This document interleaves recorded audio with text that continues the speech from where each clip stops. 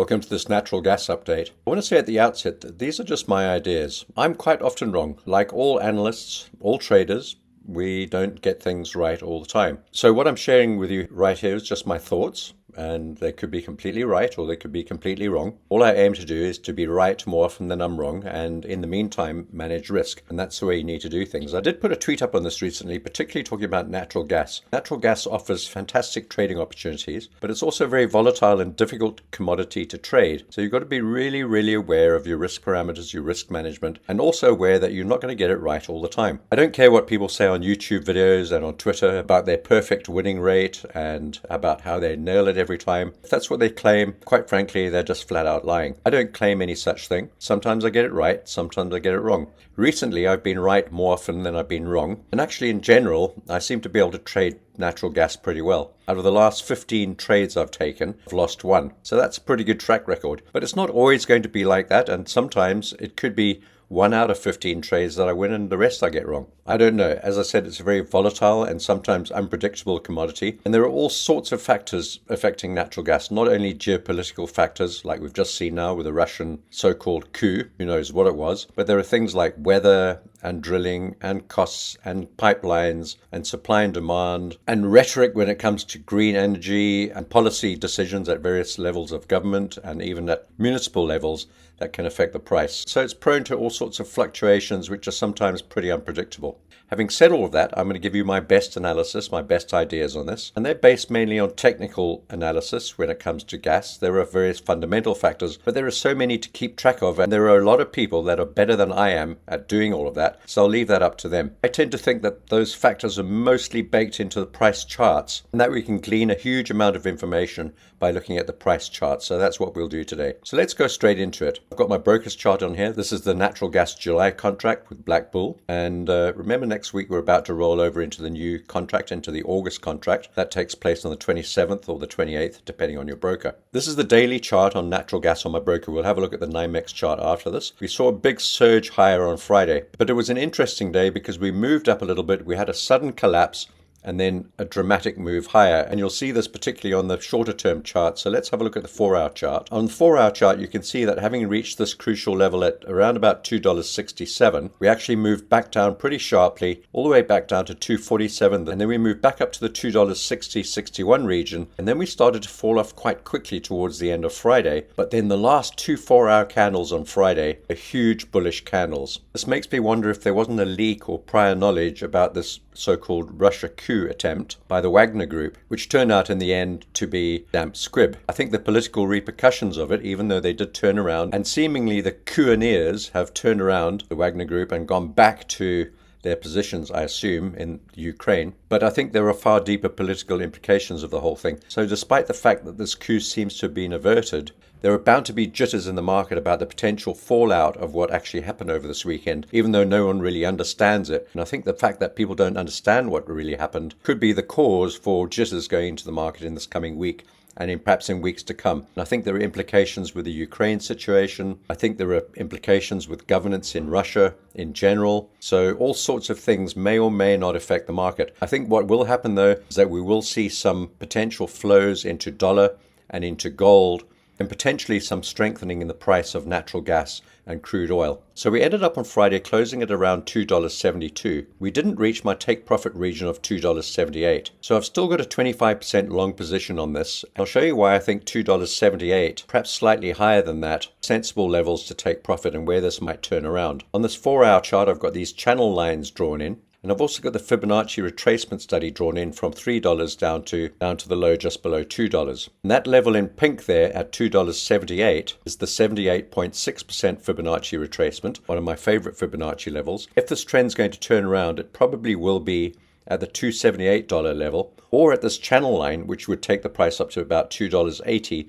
to $2.83. You can see that's right up there. This is best looked at actually on the daily chart, so let's go back there again. So here's the same view on the daily chart, just sort of zoomed out. So let's zoom back in again. And you can see that the top of this channel line, the $2.78 level, the 78.6% Fibonacci, is also the bottom of this gap from when we reached $3 and then gapped straight back down to $2.78. So that level there is really, really crucial. And if we just sort of cut out that daily candle, that spike up to $3, before it collapsed and gapped back down to $2.78, you could see that as an important high point in the market if you delete this candle. That doesn't mean that the market won't go up to $3 in the near future, but I think we're going to struggle at this very key and strong technical resistance level between 278 and 283. That's this region up here. Now, in a couple of hours' time, the market's going to open. Given what's happened in Russia and given the very bullish daily candle on Friday, let's just have a look at that candle more closely and see a big spike, wick low, big bullish candle, almost a shaven head top, very dramatic move up. Given all of that, we may actually gap up at the open, perhaps up to 278 or 283, somewhere in this region here, in that sort of triangle between these two levels where the rising channel line is and the 278 level, and then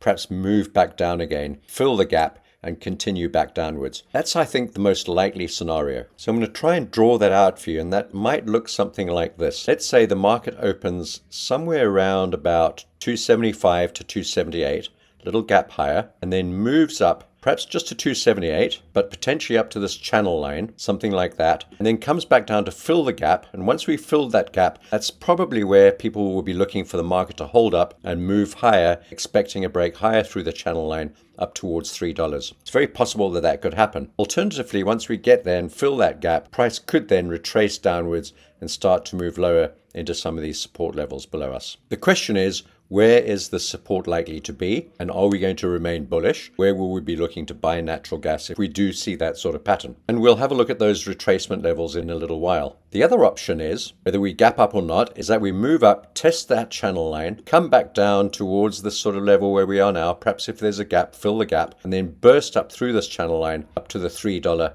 region, where I expect we'll see some very powerful resistance to this move higher and then a sharp move downwards again, something like this. This would end up being a sort of a Wyckoff breakout, false breakout. We could see then it come back inside and then move back down into the support levels below us. Once again, in that scenario, the question will be, should we take profits at $3?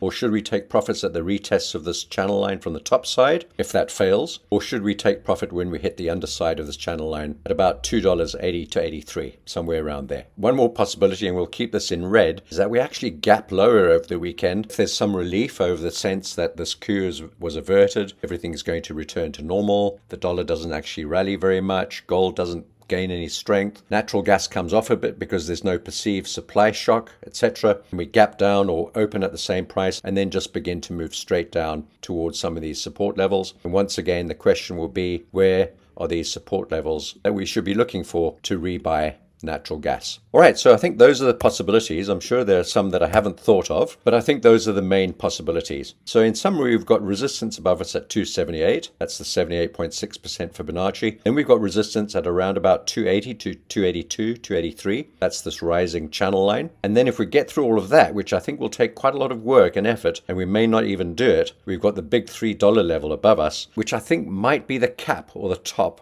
for any moves higher throughout this year until we reach the sort of winter season into early December and then January and February 2024. So on the whole, I'm looking to remain bullish on natural gas. My ultimate target's actually at 340, 50, 60 or 75. That's this here in this beige color, as I've been repeating over and over and over again, but I'm not sure if we'll get there until we get into the winter season. But that could all change if soaring summer temperatures persist. We get this El Nino effect heating up parts of the northern hemisphere, perhaps into Europe as well, certainly North America, the US and Mexico, where we've seen it starting already. And we see tremendous demand for natural gas because of cooling needs in soaring, searing, blistering hot temperatures. So if that persists and that actually gets worse, which it could do, we could actually see natural gas pushing up to $3, potentially slightly higher than that, and perhaps even into our ultimate target area of 340, 50, 60 or 75. However, I don't think that's going to be the case, because if you look at the storage charts, you'll see there is a storage drawdown during the summer months when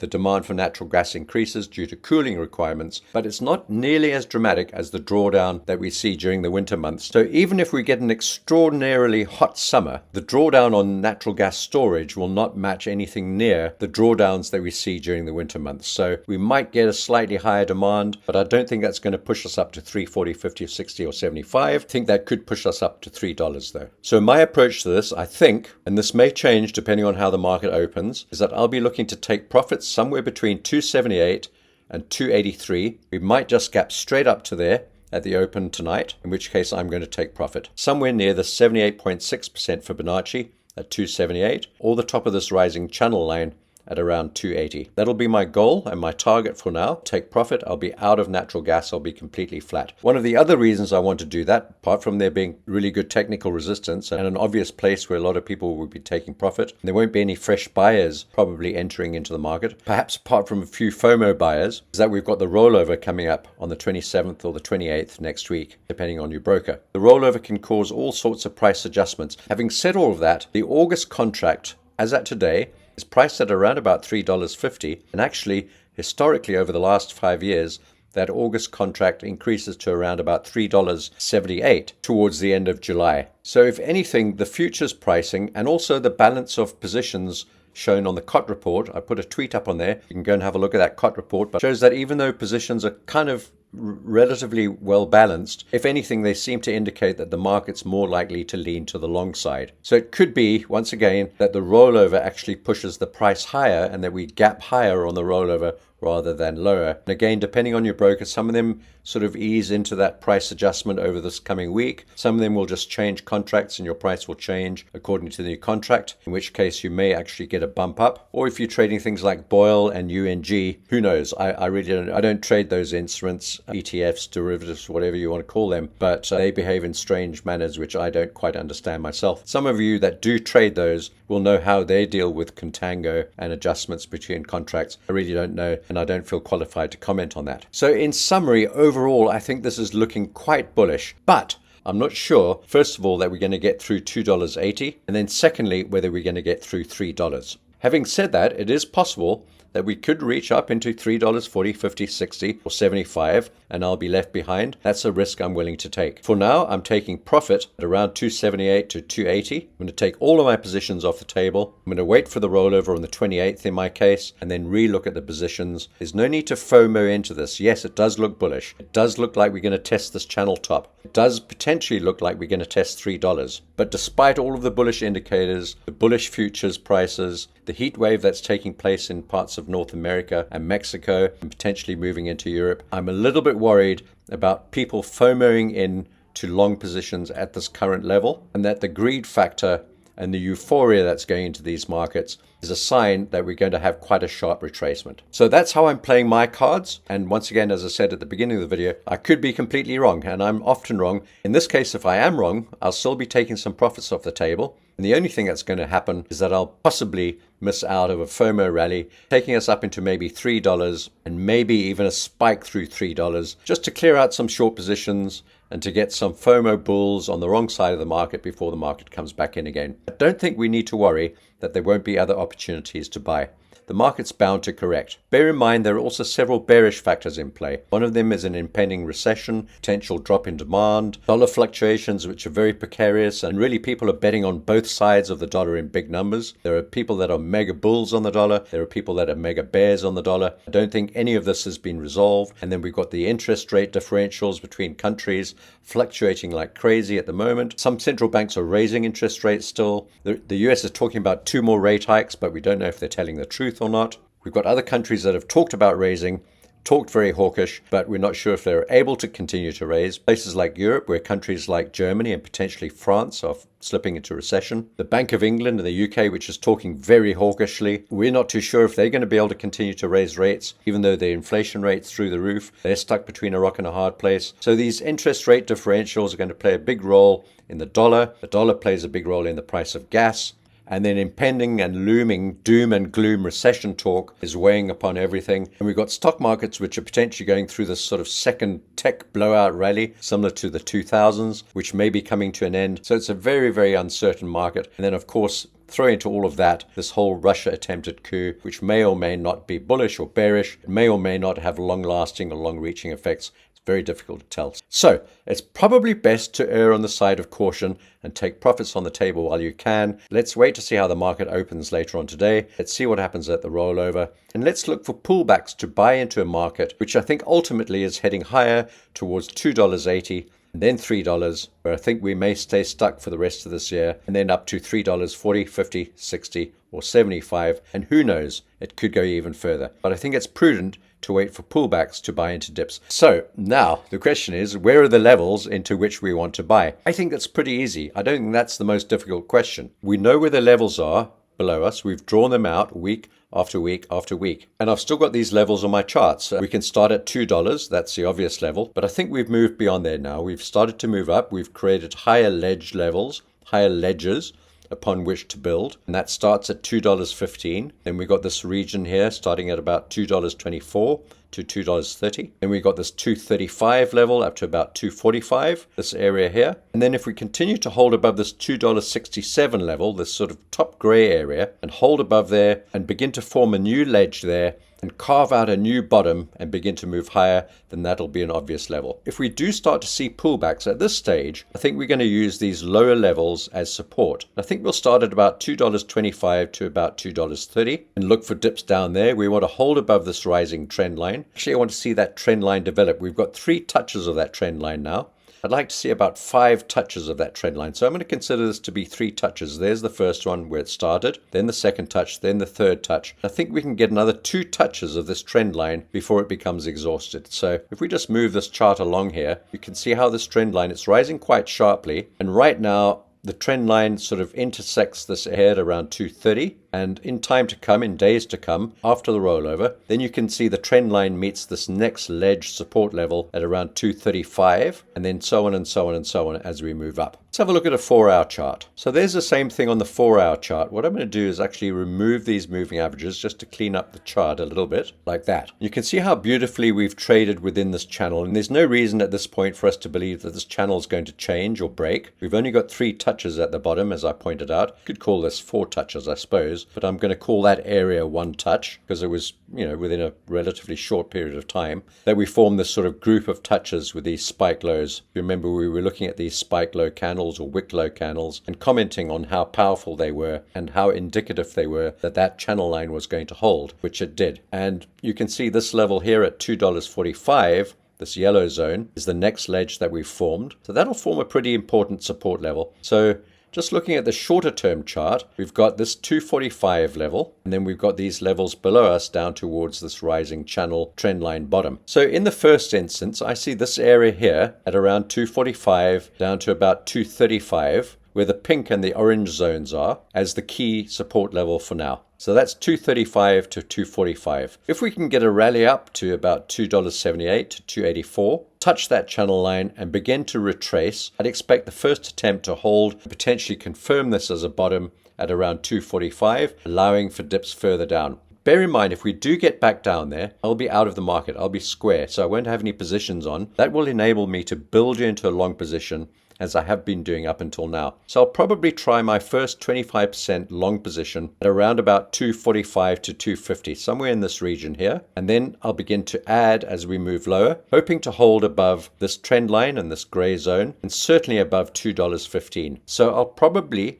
be looking to add positions on in this manner. 25% at 245 to 250, 25% at 235, and 25% at around 225. With stops or a hedge below $2.15. I may even be tempted to add my 4th quarter on at $2.15, bringing me up to a full size position at that price. So I'll be in at 245, 235, 225, and 215. 25% at each level. That will take me up to a full size position with a hedge below 215 to protect that entire position. So let me repeat.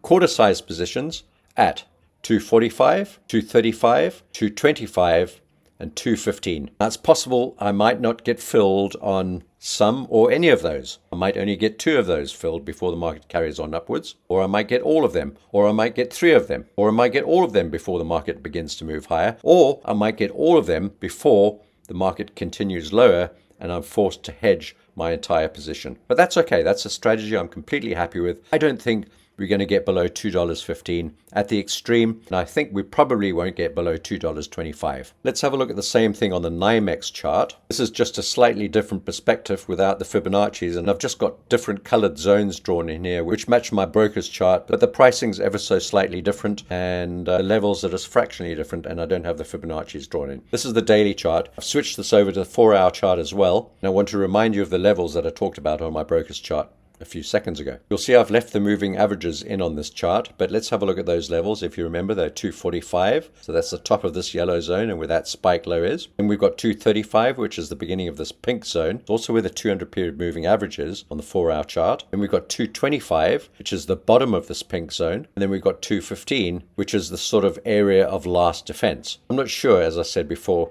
if we'll actually get down there, but who knows, we might do. I think in general, we're probably going to range somewhere between $2 and $3 for the bulk of the rest of this year, perhaps allowing for spikes slightly above there and slightly below there. I'll refer you back to what I said earlier about that $2.80 and $3 level, where we could actually get a push up through there because of the various bullish factors that are prevalent in the market right now. However, I think that's the less likely scenario. But I think ultimately this rally could fizzle out before we break out significantly above $3, simply because of FOMO, excessive long positioning in the market, the need to reload and pick up some more liquidity lower down. So there we have it on a different chart with the same levels. You can see that they coincide precisely with the levels that I had on my broker's chart. A quarter of a position each at each one of those levels is my plan going forward after having taken my profit at $2.78 or $2.80, perhaps even $3. If we got so lucky and the market just suddenly gapped up to $3 over the weekend because of jitters due to the Russia coup, attempted coup, semi-coup, whatever happened there, and watching the news very carefully, it still seems that no one really knows what's been going on in Russia. Well, that's it really. I'm going to do another video shortly where I'm going to be talking about some of the other instruments that I trade.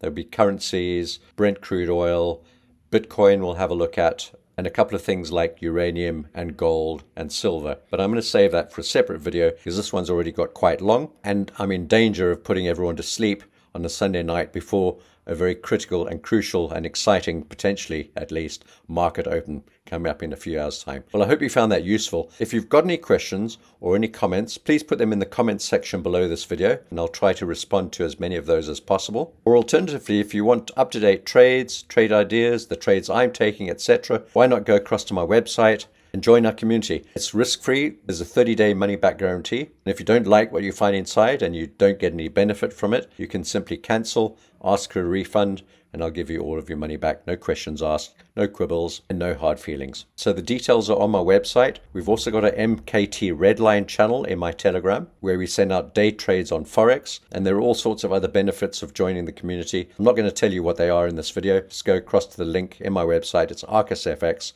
And go and have a look at what you get. And as I said, it's risk-free, and after 30 days or before, if it's not for you and it's not beneficial to you, just let me know and I'll cancel and give you all your money back. Finally, if you found this video helpful, why not subscribe to this YouTube channel? That's free, so that you don't miss any future video updates. And also, I'd really appreciate it if you gave this video a thumbs up to let the YouTube algorithms know that you enjoyed it and that other people might enjoy it too. Well, good luck for the week ahead. It's going to be an exciting one. It's going to be a good one. I think there's going to be a lot going on. So make sure you trade nimbly and carefully. Minimize risk wherever you can. Don't get carried away. Don't FOMO into markets like natural gas and NASDAQ when you shouldn't be. And make sure above all things that you protect your capital and keep your risk to a minimal level. Take care. Speak to you soon.